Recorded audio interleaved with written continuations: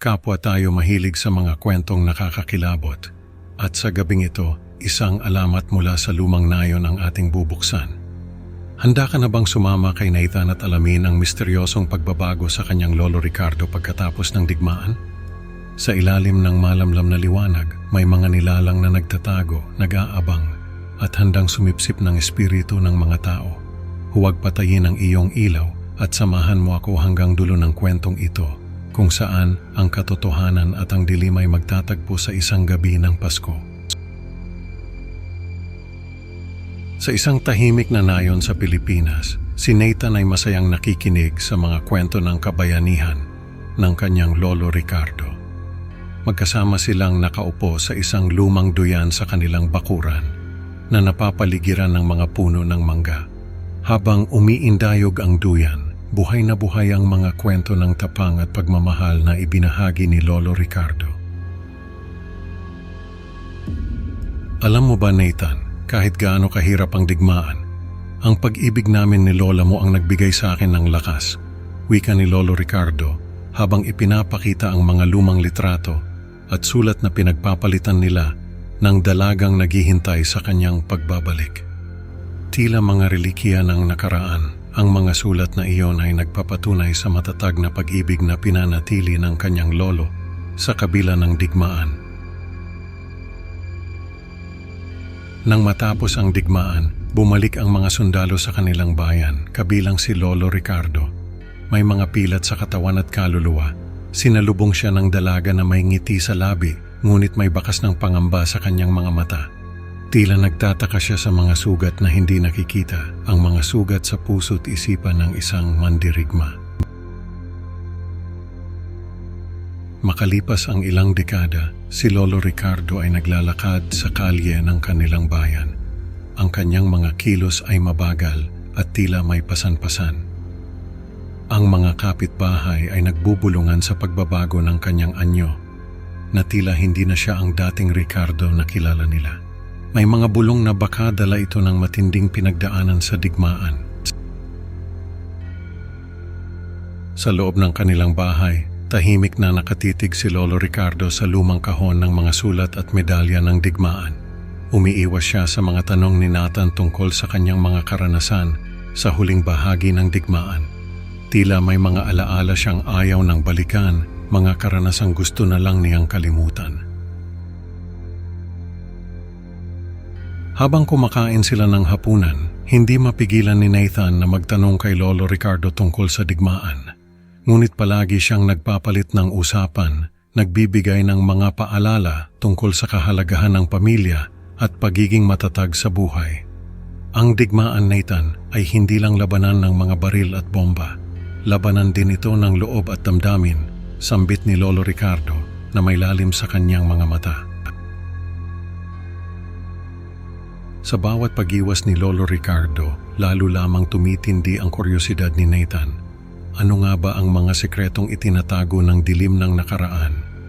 Sa susunod na kabanata, isang liwanag ang magbibigay linaw sa mga misteryong bumabalot sa pamilya ni Nathan.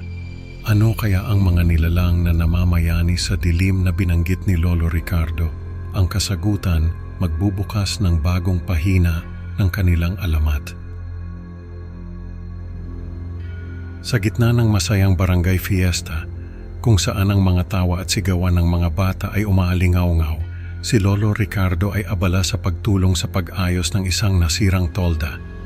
Sa kabila ng kanyang edad, hindi siya nagdalawang isip na magbuhat ng mga bakal at magkabit ng mga lona. Kahit matanda na, malakas pa rin si lolo, bulong ng mga kabarangay habang pinagmamasdan ng kanyang katapangan at pagmamalasakit sa komunidad. Sa loob ng kanilang bahay, si Nathan ay hindi maiwasang magtaka. Lolo, bakit po ba kailangan naka-on lahat ng ilaw sa gabi? Tanong niya habang sinusundan ng lolo sa pagbukas ng bawat switch sa bahay. Para walang anino, Nathan. Para walang magtago, sagot ni lolo Ricardo. Ang kanyang mga mata ay tila may hinahanap sa bawat sulok ng kanilang tahanan. Isang gabing bumubuhos ang malakas na ulan. Biglang nawala ng kuryente. Ang dilim ay mabilis na bumalot sa paligid at si lolo Ricardo ay tila isang bata na biglang natakot, nagmamadaling nagsindi ng kandila at parol. "Lolo, okay lang po ba kayo?" tanong ni Nathan na hindi maipinta ang pagtataka sa kakaibang reaksyon ng kanyang lolo. Ang liwanag ng apoy mula sa kandila ay sumasayaw sa mukha ni Lolo Ricardo na tila ba may labanang nagaganap sa kanyang isipan at damdamin. Ang Pasko ay panahon ng liwanag at saya, ngunit sa bisperas ng Pasko, ang bahay ni Lolo Ricardo ay puno ng tensyon. Si Nathan at ang kanyang lolo ay nag-iisa sa sala, pinagmamasdan ang mga palamuting pampasko habang nagsasalo sa mainit na tsokolate at bibingka. Sa hindi inaasahang pagkakataon, nagbalik ang linaw ng isip ni Lolo Ricardo. "Nathan, huwag mong patayin ang mga ilaw," utos niya. Ang kanyang mga mata at boses ay may halong pag-aalala at pagmamadali. Habang mahigpit na nakahawak sa braso ni Nathan, ipinahayag ni Lolo Ricardo ang babala tungkol sa mga nilalang na namamayani sa dilim. "May mga nilalang na sumisipsip ng espiritu ng mga tao, Nathan. Huwag mong hayaang lamunin ka ng dilim." Aniya, ang kanyang boses ay puno ng takot at babala. Ang mga salitang iyon ni Lolo Ricardo ay nagdulot ng kakaibang kilabot kay Nathan. Ano nga ba ang mga nilalang na ito na kanyang binabanggit? At paano haharapin ni Nathan ang katotohanan ito na tila mas nakakatakot pa sa pinakamadilim na gabi? Ang kasagutan ay naghihintay sa susunod na kabanata ng kanilang kwento. Sa ilalim ng malamlam na liwanag ng lampara, habang ang paligid ay tahimik na tahimik, binuksan ni Lolo Ricardo ang kanyang puso tungkol sa kanyang mga pinagdaanang hirap. Ang kanyang mga mata, na dati-rati puno ng lakas at tapang, ngayon ay lunod sa takot at sakit habang ikinukwento ang mga nilalang na hindi makikita kapag may liwanag. "Nathan, anak, hindi mo maiintindihan. Sa dilim, may mga bagay na hindi dapat makita ng tao. Mga nilalang na sumisipsip ng lakas ng buhay," ani Lolo Ricardo. Ang bawat salita ay mabigat sa kanyang dibdib. Nang gabing iyon, ipinakita ang pagtakas ni Lolo Ricardo mula sa madilim na lugar kung saan siya at ang kanyang mga kasamahan ay ikinulong at pinahirapan. Sugatan at nag-iisa, nagawa niyang makalabas, ngunit ang kanyang mga kasama ay hindi na sumunod. Ang kanyang boses na puno ng pagsisisi at trauma ay parang alingaw-ngaw sa tahimik na gabi. "Akala ko katapangan ang sagot sa lahat, pero may mga bagay pala na hindi mo kayang labanan ng harapan," bulong niya. Ang kanyang mga salita ay nagpapahiwatig ng malalim na sugat sa kanyang kaluluwa. Nakikinig si Nathan, hindi makapaniwala at puno ng awa sa kanyang lolo. Ang kanilang paligid na sinisinagan ng mga ilaw ay tila nagbibigay proteksyon sa kanilang dalawa mula sa mga nilalang na nag-aabang sa dilim. Ngunit sa kanyang isipan, hindi niya mapigilang magtanong, hanggang kailan kaya kami ligtas? Ilang araw matapos ang kanilang pag-uusap, lalong naging malilimutin at mahina si Lolo Ricardo. Si Nathan, na parang aninong laging nasa tabi ng kanyang lolo, ay hindi mapakali tuwing mapapansin ang unti-unting pagkupas ng liwanag sa mga mata ni Lolo Ricardo. Ang bawat araw ay tila isang paalala na ang oras ay may katapusan. Isang gabi, ang pinangangambahan ni Nathan ay naganap. Natagpuan niya si Lolo Ricardo na wala ng buhay sa sahig ng sala, katabi ang patay na flashlight.